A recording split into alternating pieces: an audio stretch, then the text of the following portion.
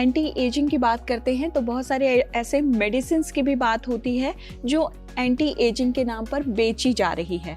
बहुत सारे ऐसे क्रीम्स की भी बात होती है, बहुत सारे ऐसे प्रोडक्ट हैं। तो क्या ये वाकई काम करती है या सिर्फ एक मार्केटिंग प्रोपेगेंडा है? देखिए, कुछ एक चीज़ों के बारे में मैं आपके व्यूअर्स को ज़रूर चेताना चाहूँगा जो काफ़ी हद तक प्रोपेगेंडा है, स्पष्ट। इसके पीछे ज़्यादा साइंस नहीं है, कोई ख़ास एविडेंस नहीं है। आपको जान के शायद हैरानी होगी, और सुनने वाले बहुत लोग होंगे, आपके देखने वाले जो करा चुके होंगे treatments, IV drip treatments, vitamin C, zinc, B complex, hangover drip लगाई जा रही है लोगों को। ग्लूटाथियोन स्किन वाइटनिंग के लिए लगाया जा रहा है। ग्लूटाथियोन, विटामिन सी, कोलाजन और दुनिया जहान के पेप्टाइड्स और कॉम्बिनेशंस लगाए जा रहे हैं आईवी ड्रिप्स में। ये अनसाइंटिफिक तो है ही है, ये अनसेफ भी है। और ये मैंने अब नोटिस किया है कि ये अब सैलून में भी लगना शुरू हो चुका है। किसी मेडिकल एक्सपर्ट या किसी डॉक्टर के क्लिनिक की बजाय डॉक्टर क्लिनिक के वो सैलून में भी आपको ये आईवी ड्रिप्स लगाए जा रहे हैं। बाकायदा आपको घर पे सर्विसेज दी जाती हैं कि अगर आपको चाहिए तो आईवी ड्रिप्स लगा सकते हैं। आपके देखने वालों में अगर कोई सुन रहा हो जो अथॉरिटीज़ में हो, तो ये बहुत एक बड़ा समस्या बन गया है कि नॉन ऑथराइज्ड लोग तो लगा ही रहे हैं, साथ ही साथ ऐसी बहुत सी मेडिसिन्स हैं जो इंडिया में इंपोर्टेड आती हैं, जो रजिस्टर्ड ही नहीं हैं और बहुत हाई कॉस्ट पे बेची जा रही हैं एज एंटी एजिंग करके। तो इन सब चीज़ों से दूर रहें। मेक श्योर कि ये ट्रीटमेंट कोई डॉक्टर तो कम से कम कर रहा हो, और मेरी तो सलाह रहेगी कि आईवी ड्रिप्स से जितना दूर रहें। इनके पीछे कोई खास साइंस नहीं है।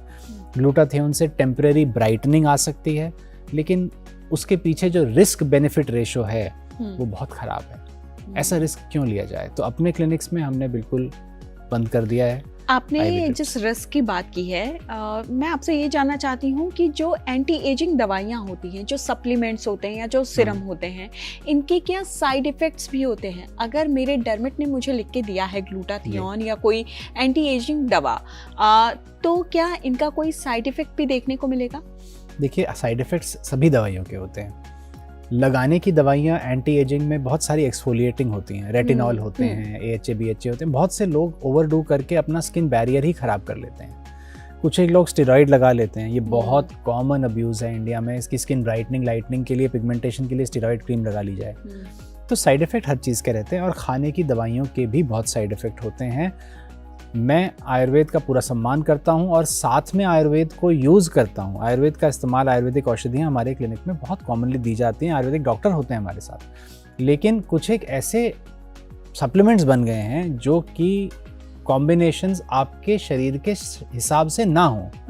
तो आयुर्वेद बिलीव करता है कि आपका बॉडी टाइप क्या है, आपकी तासीर क्या है, वात पित्त कफ, उसके हिसाब से दवा दी जाती है। अब लोग वात वाला पर्सन, वात बॉडी टाइप वाला, अगर टर्मरिक का एक्सट्रैक्ट खाएगा, करक्यूमिन खाएगा, तो अपनी लिवर इंजर कर बैठेगा। तो बहुत से लोगों को इस तरह के लिवर इंजरी वाले साइड इफ़ेक्ट्स, स्टमक के साइड इफ़ेक्ट्स, कोलेजन पीने से बहुत लोगों को स्टमक अपसेट आते हैं।